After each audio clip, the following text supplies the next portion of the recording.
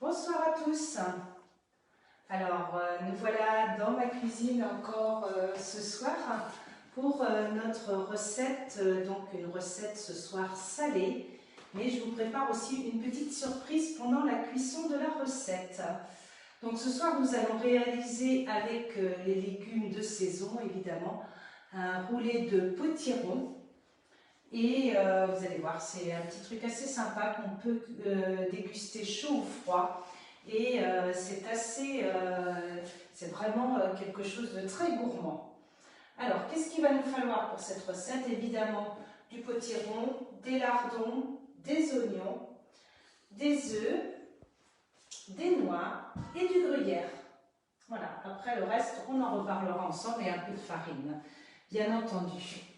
Donc, nous allons, il y a quelques petites étapes que j'ai déjà faites et je vais vous expliquer pourquoi, tout simplement. Alors, on se rapproche de l'écran, j'en profiterai pendant l'atelier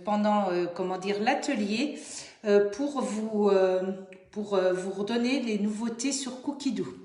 Alors, je souhaite, voilà, bonsoir à Dani, merci de nous retrouver ce soir. Alors, on va dans ma semaine. Parce que j'ai déjà préparé le menu à l'avance. Donc, vous voyez déjà la petite surprise. Je crois que vous en voyez un petit bout. Et nous, on va réaliser le roulé de potiron.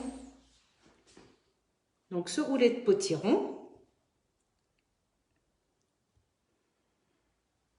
on va commencer à le cuisiner. Les ingrédients, vous vous rappelez, ils sont là. Tout ce qu'il vous faut, c'est ici. Et là, on va faire commencer à cuisiner. Donc, on va mettre dedans notre gruyère, 50 g de gruyère que j'ai déjà préparé, bien entendu. On va mettre le couvercle et le gobelet. Vous avez l'habitude maintenant. 5 secondes vitesse 5 pour émincer et en général 10 secondes vitesse 10 pour mixer. Là, on a peu de gruyère, donc on va mettre que 5 secondes.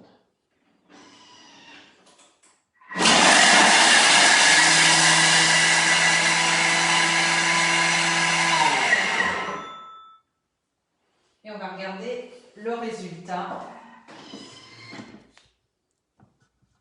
Bonsoir Aurélie. Alors ce soir, c'est Alain, mon mari, qui nous filme. Manon, elle est en pleine activité. Donc voilà, tu vas montrer un petit peu ce que ça donne. Voilà. Donc vous voyez, en 5 secondes, on a vraiment un chouette résultat. Donc on a mixé. Vous avez vu toujours comment je tiens mon bol. J'insiste beaucoup parce que ça facilite énormément le travail des bras. Est-ce que les roulés, que ce soit des roulés salés ou sucrés, ça fait partie des petites choses que vous avez déjà réalisées? Vous allez pouvoir me le dire dans les commentaires. Voilà. On le fait ce soir au potiron, mais il y a plein de sortes de roulés, des épinards, enfin, plein d'autres choses. Là, on nous dit de mettre l'eau, de mettre le panier de cuisson et de mettre la chair à potiron, voyez, et de le faire cuire 15 minutes au varoma, température varoma, pardon. Bon, moi, ce que j'ai fait, c'est que je l'ai préparé à l'avance. Donc, j'en ai fait un petit peu plus. Il nous disait qu'il fallait 220 g de chair, donc il faudra tout à l'heure, parce que là, j'en ai fait pour deux roulés. Je vais en refaire un autre. Donc, 15 minutes, et après, il nous demandait, vous voyez, détailler en cubes, de mettre le gobelet et de le faire cuire 15 minutes. Et puis, on nous disait d'égoutter le potiron et de le laisser un petit peu refroidir. Alors, c'est pour ça que je l'ai préparé à l'avance, parce que c'est 15 minutes. Pour vous, ça va faire sinon un petit peu trop long. On va préchauffer le four à 180 degrés. C'est vrai que ça cuit souvent à 180 degrés. Moi, j'utilise beaucoup en fait la cuisson avec la chaleur tournante. Et maintenant, on va remettre le potiron cuit donc dans notre Thermomix. Donc, vous voyez, moi, comme j'ai fait cuire plus de potiron, je peux activer la balance. Tiens Alain, si tu veux bien montrer comment je vais activer la balance. C'est tout simple, on appuie ici et on fait balance. Vous allez voir, vous avez vu, j'ai fait la dernière mise à jour. Il y a plein de petites fonctions sympas dont je vais vous parler après. Donc là, je vais en mettre 220 grammes.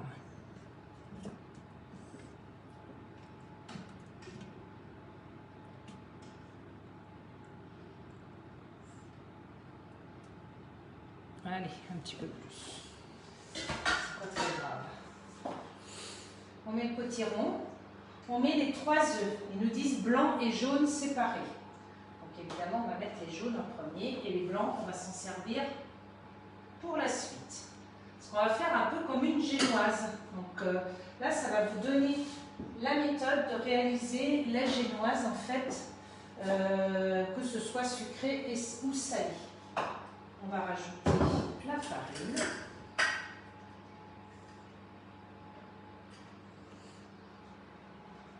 « 100 g de farine.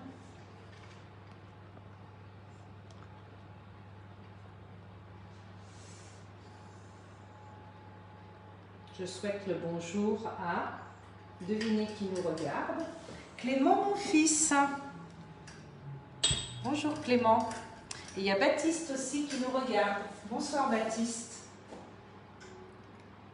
On est ravis de vous voir à l'écran. Clément, je suis bien pressée de le revoir, qui est à Lisbonne. Alors, du sel, du poivre, une demi-cuillère à café. Tout simplement. Et là, on va mettre le couvercle et le gobelet. Et là, on va mélanger 30 secondes, vitesse 4. Il faut vraiment bien mélanger farine et potiron pour que vous puissiez après avoir quelque chose de bien uniforme sans grumeaux. Tu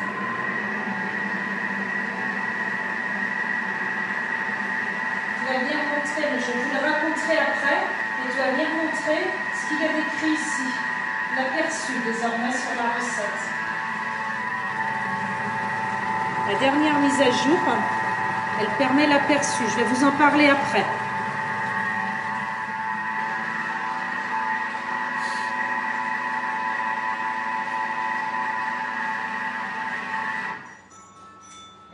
Je vais vous parler de l'aperçu tout à l'heure, parce que ça, c'est quelque chose de bien nouveau. Donc là, on va le transvaser dans un récipient et on va réserver. Vous avez vu, là, c'est chouette. Le mélange, la couleur, elle est très sympa. Donc, on va le réserver dans ce récipient. Hop. Toujours la même façon, hein, quand vous retirez les ingrédients de votre bol, pensez à bien mettre votre spatule, là, vous avez une spatule ergonomique qui va bien racler les parois de votre bol.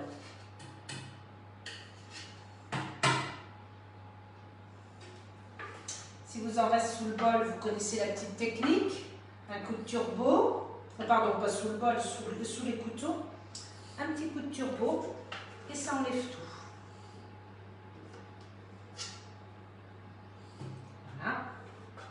Mais la nouvelle spatule du TM6 ramasse quand même pas trop mal.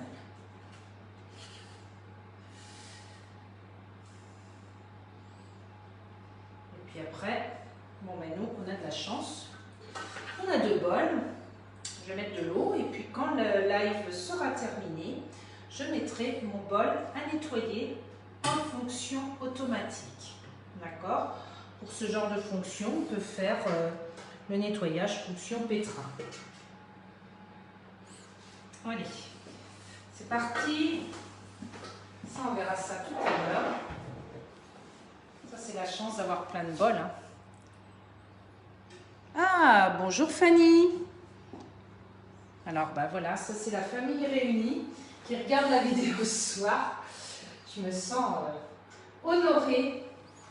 Donc, on va nettoyer le bol. Alors, bon, la chance qu'on a, c'est quand on a 2 bols, eh bien, on peut continuer notre recette tranquillement. Je ne parviens pas à me connecter au réseau Wi-Fi. Vérifiez les paramètres de connexion dans l'application Google Home. Bon, alors là, c'est le petit problème de la Google Home qui nous a fait une blague en ligne. Comme quoi, c'est bien un live. Hein.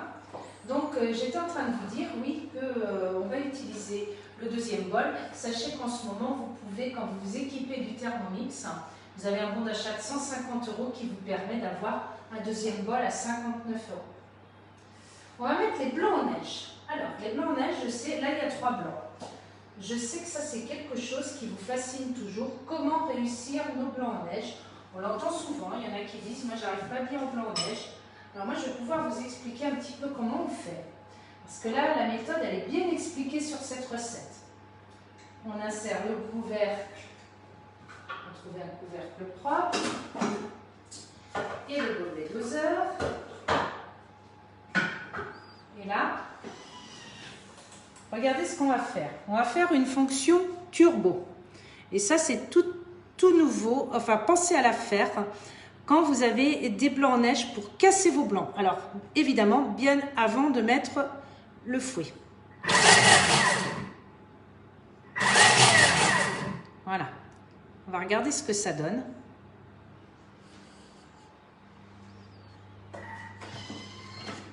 Regardez. Nos blancs, ils ont déjà blanchi. Ensuite, on va insérer le fouet. Je vais vous montrer comment j'insère le fouet. On prend le fouet et on le pose sur les couteaux pour que quand il tourne, il tape le long du couteau le plus haut. Voyez? Et là, nos blancs, ils vont bien monter parce qu'on les a déjà blanchis avec un petit coup de turbo. Et ça, c'est une méthode que vous pouvez garder pour réaliser tous vos blancs en neige.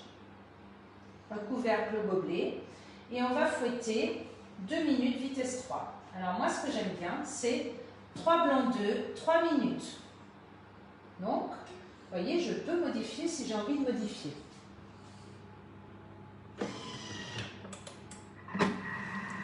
Je commence tout doucement. J'enlève le gobelet parce que moi, j'aime bien vérifier. Et ensuite, je vais monter jusqu'à la vitesse 4 parce que c'est comme ça que j'aime faire mes blancs en neige.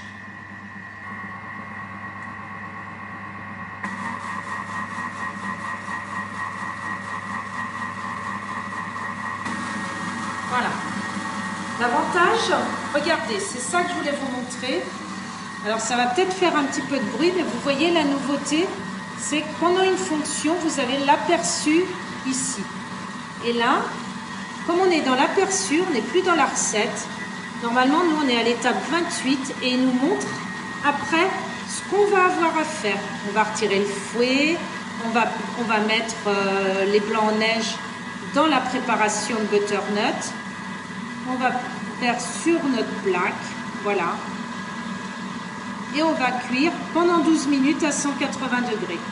C'est ça qui est génial, c'est que maintenant, on voit bien à la couleur du trait là-haut, il n'est pas de la même couleur.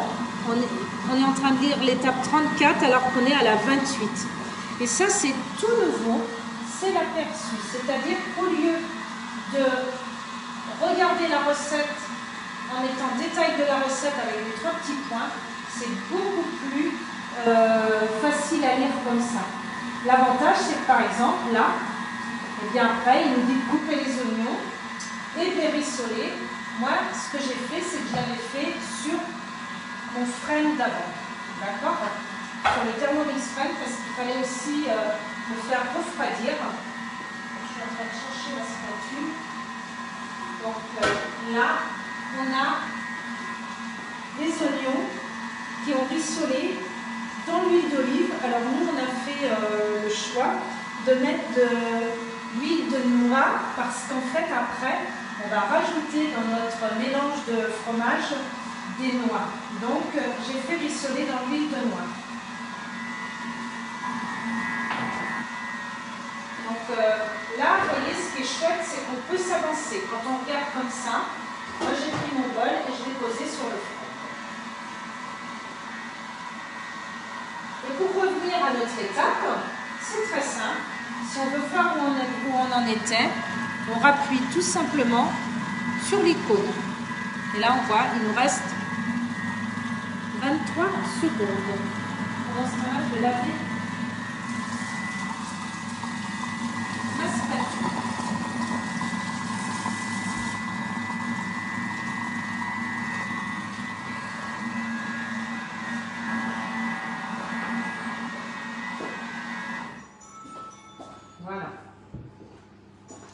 La sonnerie, vous pouvez la stopper, ça c'est chouette aussi. Chez moi, elle sonne 4 coups et c'est tout.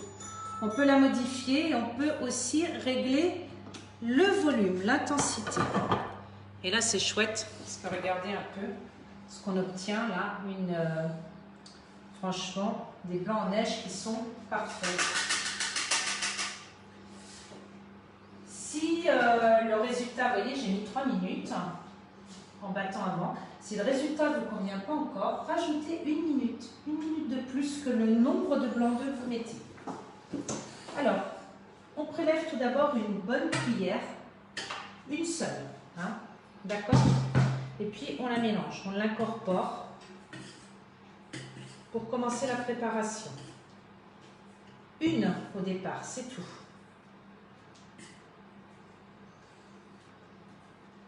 Pour que ça devienne très mousseux.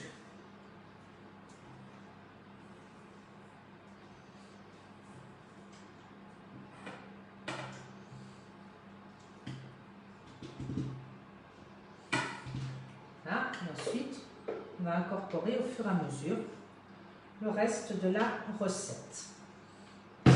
Et des blancs en neige. On va voir vraiment, on essaie vraiment de garder ce côté très mousseux du blanc en neige.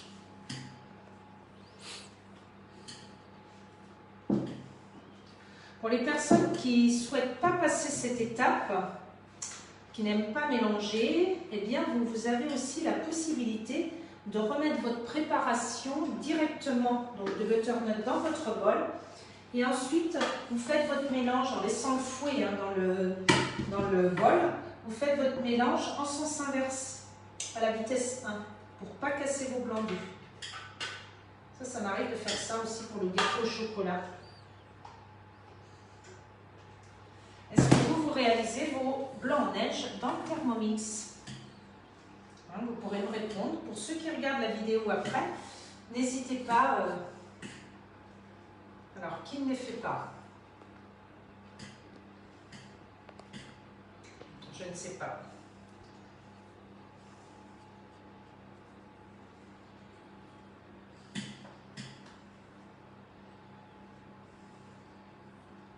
Voilà.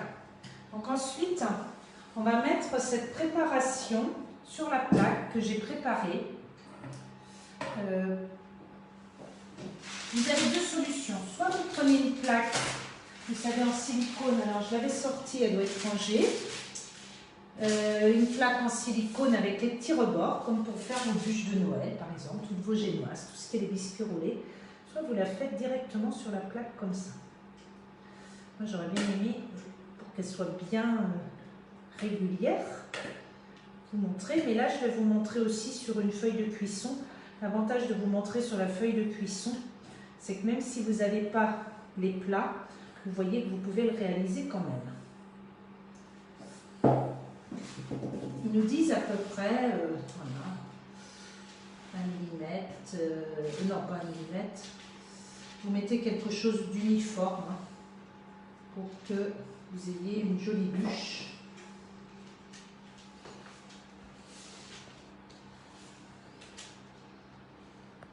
Allez.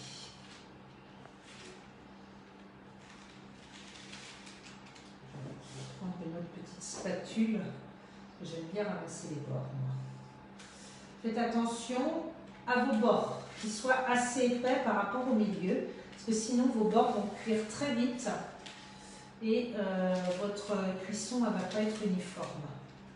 D'accord? Faites attention pour en mettre trop au milieu, c'est surtout ça. On essaie d'être à peu près équitable dans l'épaisseur de notre pâte. D'accord? Et vous voyez, bord ou pas bord, on y arrive. Voilà. Avantage. Alors après, il existe aussi des raclettes que vous pouvez mettre pour bien faire vos pâtes, des petites tablettes qui se mettent sur le côté pour mettre. Puis après, vous passez dessus avec une grande lame. Il reste un petit truc dans le butternut. On va l'enlever. Vous pouvez mettre des herbes dedans, hein, tout ce que vous voulez pour donner de la saveur. Là, je l'ai fait vraiment comme la recette pour vous montrer. Allez. Hop. Voilà. Puis là, on met le four. On va mettre au four pendant 20 minutes.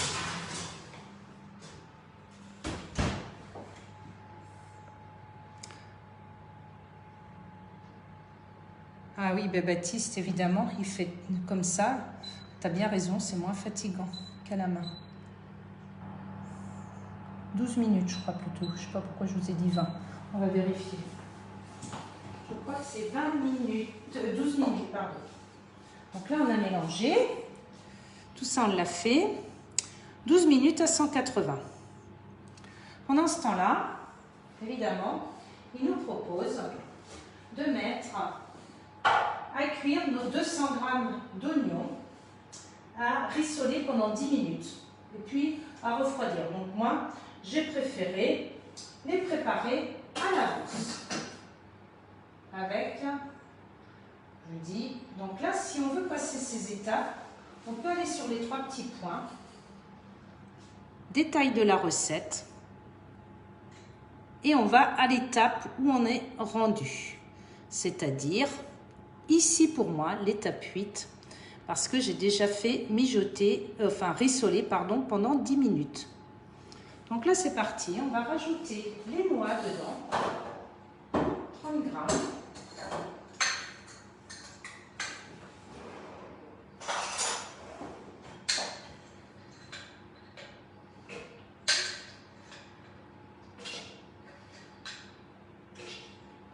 Voilà. 30 grammes de noix. Le fromage frais de type Saint-Mauré.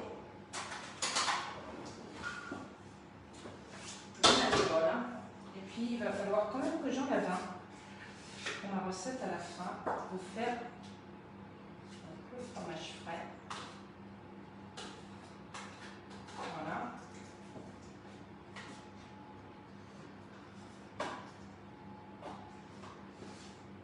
Le poivre et le sel. Le poivre, on va voir, je ne sais pas si on va mettre du sel.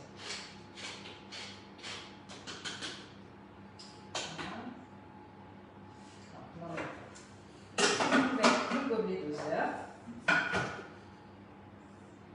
Et on va mélanger 10 secondes vitesse 3. Et ça, c'est quelque chose aussi qu'il faut penser. Quand vous avez à mélanger et que vous ne souhaitez pas, en fait, comment dire, casser ce que vous avez à mélanger, pensez à activer le sens inverse qui s'active directement ici, directement sur l'écran. Voilà. Je pense aux nouveaux qui passent du 5 au 6, souvent vous cherchez le sens inverse.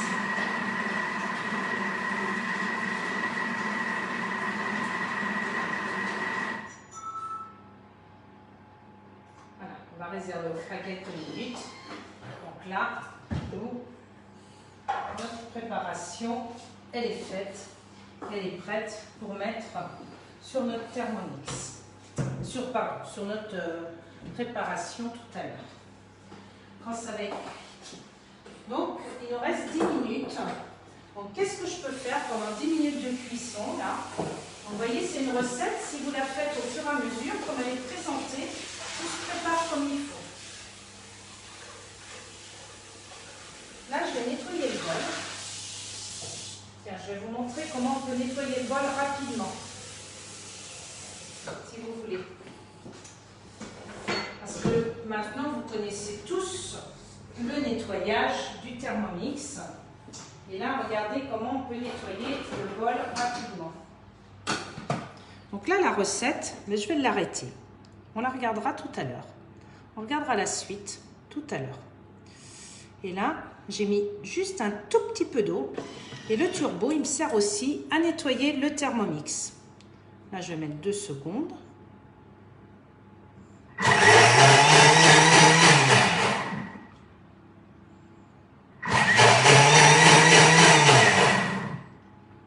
Alors, oui, Fanny, je vais te remontrer le sens inverse. Alors, voilà, ça c'est Fanny qui passe du 5 au 6. Et ça, c'est compliqué au départ de trouver le sens inverse. C'est-à-dire que quand tu es sur la pastille de la vitesse, ici, tu as les couteaux. Et pour activer le sens inverse, tu appuies simplement sur les couteaux. Voilà. En général, quand on fait les recettes guidées, eh bien, il est là. Mais sinon, il est actif automatiquement. Mais dès que tu veux le faire en mode manuel, il suffit que tu appuies sur le dessin du couteau. Alors là, j'ai nettoyé, vous voyez, mon bol, tout simplement, avec 2 secondes de nettoyage. 2 fois 2 secondes, j'ai mis. On dirait des blancs en neige. Comment? On dirait des blancs en neige. On dirait des blancs en neige, oui, en effet. Voilà, on ne va pas le manger quand même, je le rince. Alors. Puis pendant ce temps-là, pendant que ça cuit, il nous reste, oh là là, mais il nous reste 7 minutes, il faut qu'on se dépêche. Eh bien, on va faire la petite surprise. C'est-à-dire, regardez ce que je vous ai préparé. On va faire un dessert express pour les enfants qui arrivent ce soir. Sabayon à la liqueur à l'orange. Alors, je ne sais pas si vous avez déjà fait le sabayon, mais alors c'est franchement une recette extraordinaire à faire.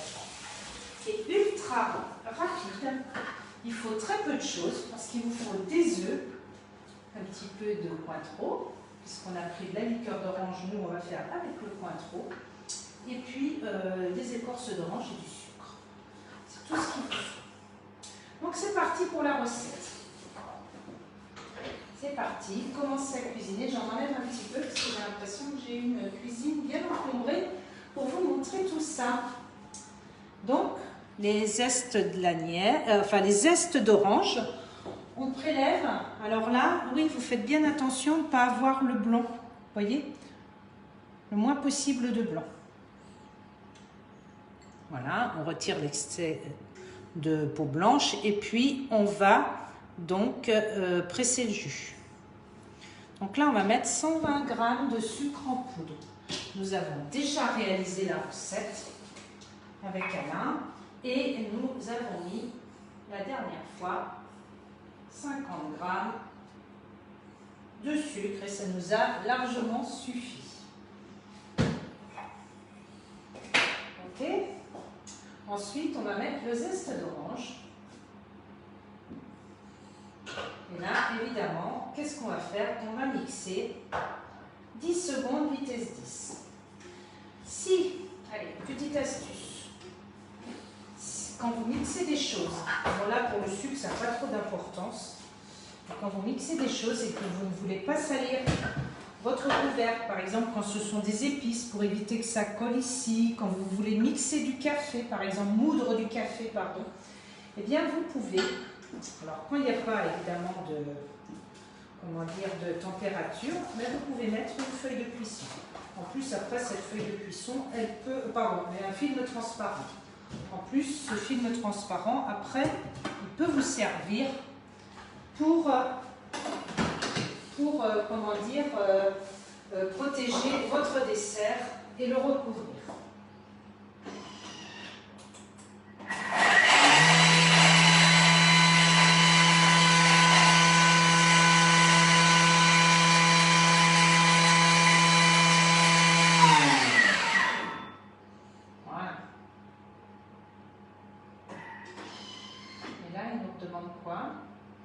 De le refaire, 10 secondes vitesse 10, je pense franchement que ça suffit. Regardez ce qu'on a fait. On a fait notre sucre aromatisé. Et ça, c'est super. Alors, ma spatule, elle est passée où? Les deux sont sales. J'avais pensé pour une fois à sortir les œufs. Et comme je fais 2 recettes... Ça sent bon. Oui, ça sent bon. C'est vrai que... Alors, pensez à aromatiser vos sucres. Et ça aussi, ça peut vous donner des bonnes idées de petits cadeaux de Noël. Hein. Pour faire des paniers gourmands, vous faites des sucres aromatisés. Alors, soit avec des choses congelées, soit, congelées, séchées. Il y a un petit morceau, là, c'est peut-être pour ça qu'il me disait de faire 2 fois 10 secondes. Parce que là, j'ai une peau d'orange qui est restée, qui s'est collée. Je vais l'enlever, pas grave.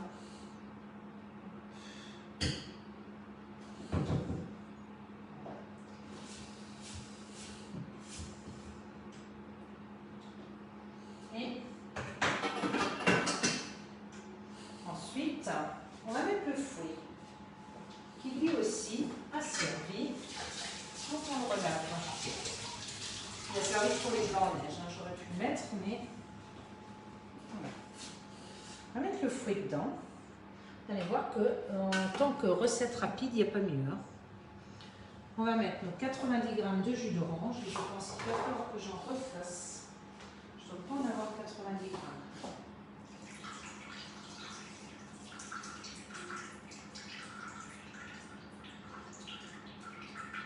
Voilà, on va en faire un petit peu.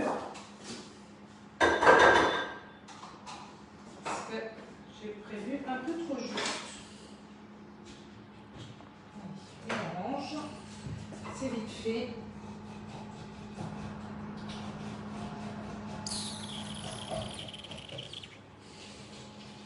Ça cuit bien la main dans le four.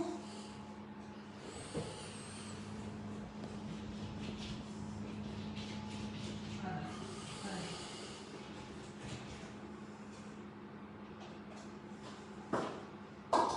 Allez, on va mettre.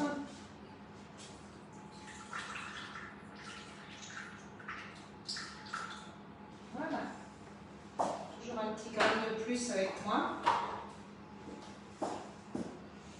30 g de liqueur à l'orange.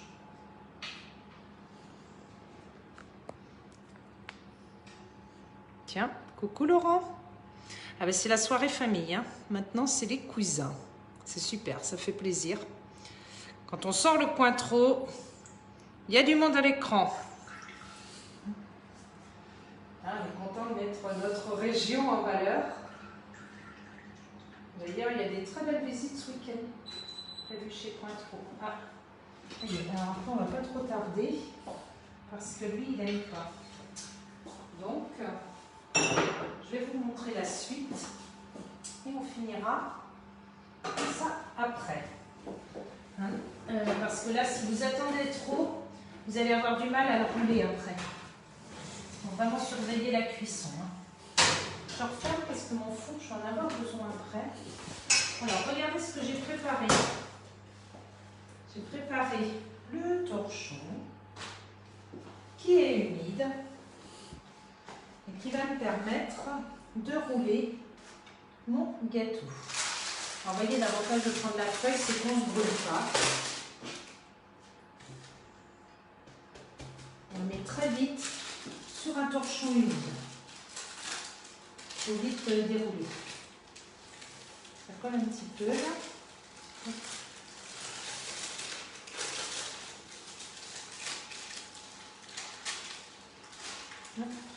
Voilà. Et on va retourner chercher une spatule. Spatule de ma pâte. Et on va rouler. Ah si, ici, j'ai oublié un petit truc entre les deux. Vous montrer comment on roule le gâteau. Donc si vous voulez lui donner la forme, vous commencez par le rouler. D'accord ? Il faut toujours commencer par le rouler et le laisser refroidir un petit peu. Donc super. On va le laisser refroidir le temps que je termine.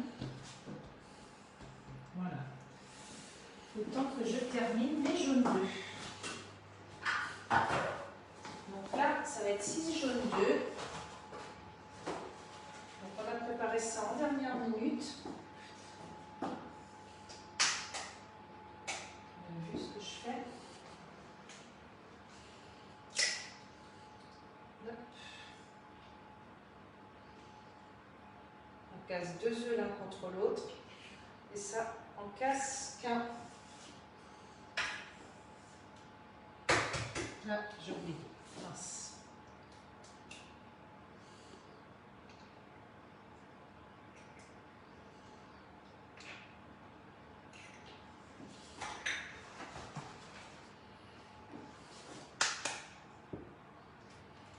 Et puis après, qu'est-ce qu'on va faire avec ces blancs d'œufs? Eh bien, essayez le pain de mie au blanc d'œufs. Et ça, c'est une recette vraiment très sympa. Vous allez pouvoir prévoir aussi des financiers. Sachez que vous pouvez aussi congeler vos blancs d'œufs, des meringues. Je pourrais vous faire une liste de tout ce qu'on peut faire. Est-ce que vous avez des idées? Qu'est-ce que vous réalisez avec les blancs d'œufs? C'est le moment aussi de faire, par exemple, une tarte citron meringuée, si vous voulez. 4. Je compte quand même en même temps. Ce sera mieux. Tarte citron meringuée avec une belle tournée une belle quantité de meringue dessus, c'est du bonheur. Les îles flottantes. Voilà. Et puis vous allez pouvoir maintenant réaliser dans votre TM6 votre caramel. Donc là, c'est le dernier. Voilà.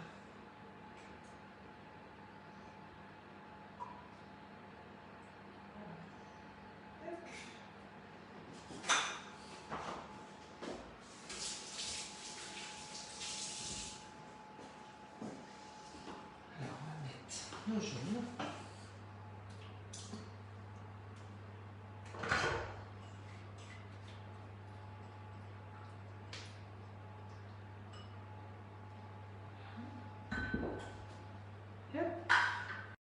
Et là, c'est le Thermomix qui va décider le temps qui va être utile pour la cuisson. Donc, vous voyez, le temps, c'est lui qui décide, 80 degrés avec un nouveau mode dans le TM6 qui est le mode sauce. Donc là, ça va se faire en automatique. Et oui, Fanny, je vais t'expliquer pour le caramel. Je vais te montrer où tu peux le trouver parce que tu peux aussi le trouver pendant une recette. Tu sauvegardes. Et puis tu retournes sur ta page ici, puis tu tapes sauce au caramel.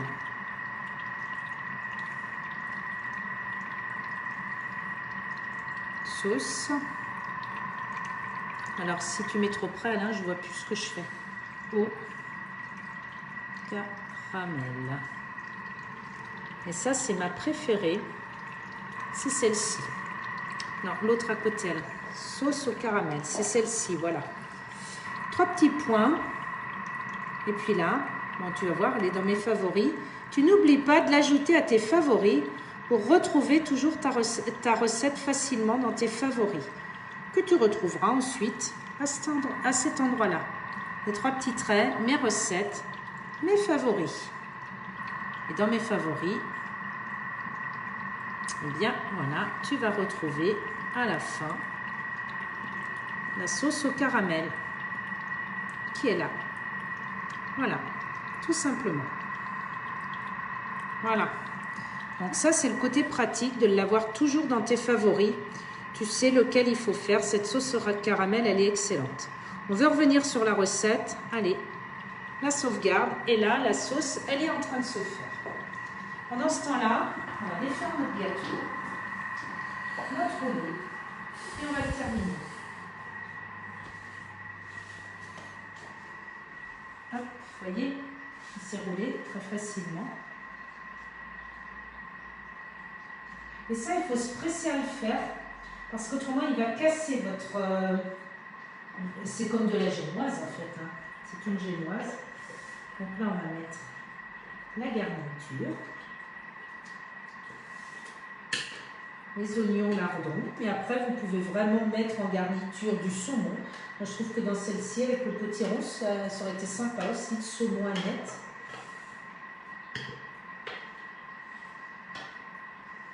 Puis on va la rendre un petit peu plus gourmande. Vous savez, en faisant quoi? En mettant encore notre gruyère dedans. Donc, pour ceux qui souhaitent une recette plus allégée, vous pouvez faire avec du skyr. C'est assez... j'aurais peut-être dû la mettre sur la plaque pour la rouler, tu vois. Je n'ai pas pensé. En fait, alors, petite astuce aussi. Là, c'est très bien de mettre au bord. Après, votre garniture, ne la mettez jamais jusqu'au bout, sinon elle sort. Pensez à l'étaler, mais pas jusqu'au bout. Et ça, j'aurais dû le faire sur voilà. Vous voyez, ça change le mode sauce, ça ne tourne pas toujours à la même vitesse. J'espère que vous allez m'entendre, je parle un petit peu plus fort, vous me direz si ça marche ou pas. Et là, on va le rouler.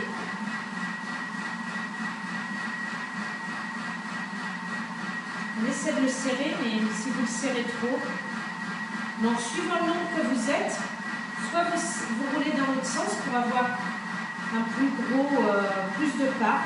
Ça, c'est à vous de voir.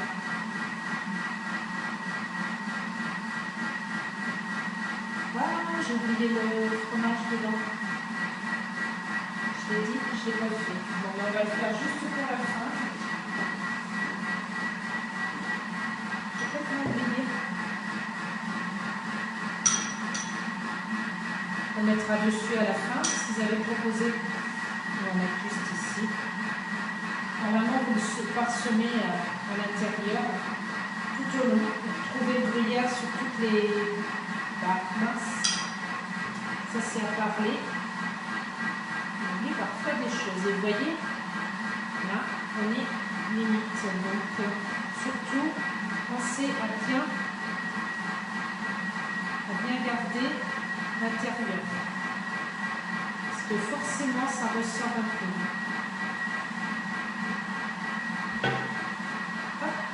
Voilà.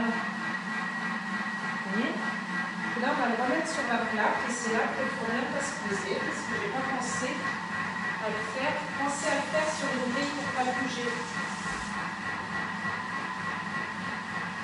Hop.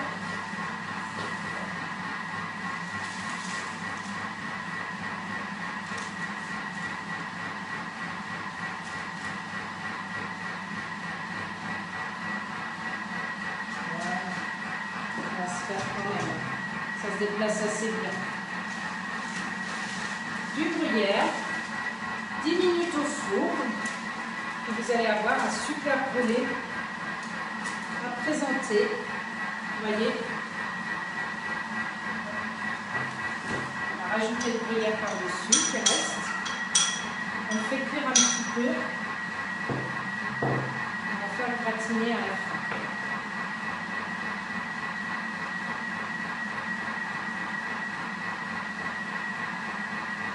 Pendant ce temps-là, notre dessert il se prépare.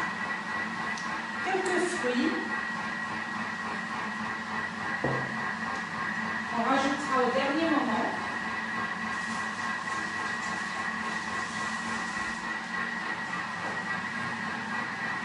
Ce qui est sympa aussi, c'est que vous pouvez mettre, par exemple, j'en profite, les 3 minutes qui restent. Alors, mon truc, on va le mettre au four. 180 degrés.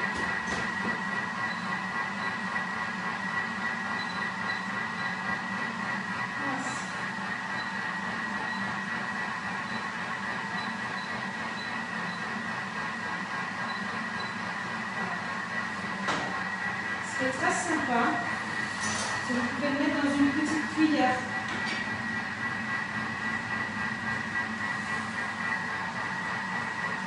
Alors vous pouvez mettre des raisins, vous pouvez mettre des kiwis, vous pouvez mettre des framboises. Moi quand je fais avec la sauce à l'orange, j'aime bien mettre quelque chose de plus neutre.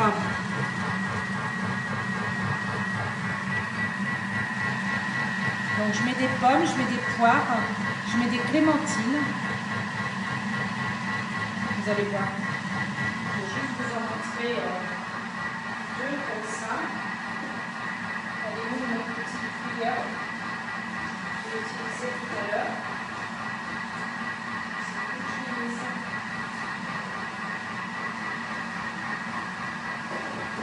Elle est sur la table. Elle est sale.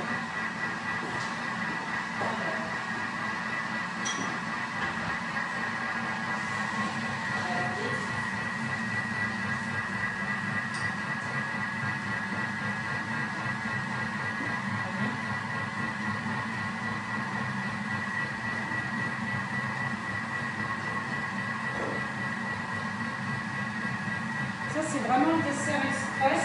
Quand vous avez quelqu'un à l'apéritif, par exemple, trouvez un petit dessert rapide, là. Vous voyez? Bon, là, ça fait vraiment la petite cuillère juste pour goûter.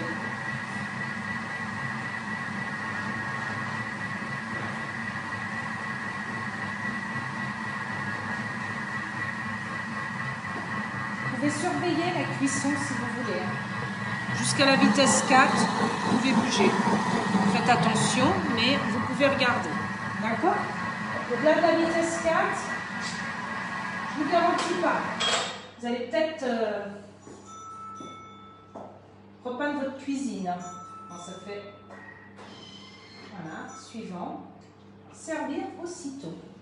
Donc, vous voyez, c'est chouette, hein? Regardez un peu ce qu'on vient de faire là. Notre sabayon. On va mettre un petit peu là. Vous voyez, vous pouvez faire les petites bouchées. Et ça, c'est génial. Parce que des œufs, on en a toujours. Ou souvent. Vous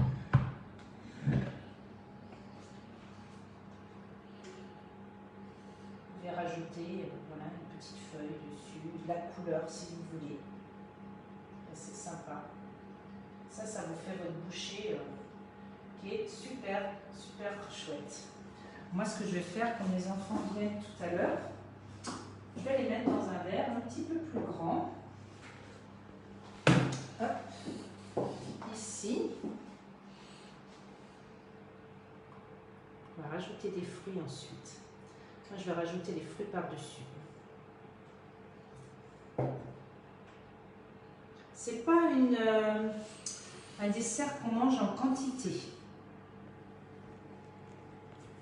Tu vas me dire si je suis à peu près équitable. Celui-là est plus gourmand, je suppose. Et voilà. Là, vous avez eu des bonnes idées pour les fêtes aussi. Profitez-en parce que ces sabayons là, c'est vraiment l'idéal à faire au Thermomix.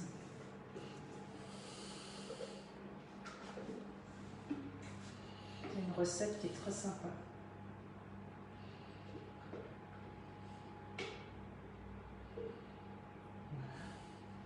Avec des bons petits fruits dessus. Ça va être chouette. Voilà, mais j'espère que vous avez encore appris plein de choses ce soir. On a fait quand même beaucoup de choses. Vous voyez, qui ne nous ont pas pris non plus énormément de temps. Je vous remercie de votre participation. À partir de la semaine prochaine, on va démarrer des recettes spéciales Noël. Hein, parce que je crois que vous êtes tous dans l'attente de recettes pour Noël. Si vous avez des idées, surtout proposez-les-moi pour qu'on voit si on peut échanger nos astuces et nos petits tours de main, que vos fêtes soient encore plus jolies dans l'assiette. Voilà. Je vous souhaite à tous un excellent week-end. Profitez de votre famille. Chez nous, ça va être festif parce qu'il y aura les anniversaires. Et je vous souhaite de passer des bons préparatifs pour les fêtes. Bon week-end et à la semaine prochaine. Au revoir.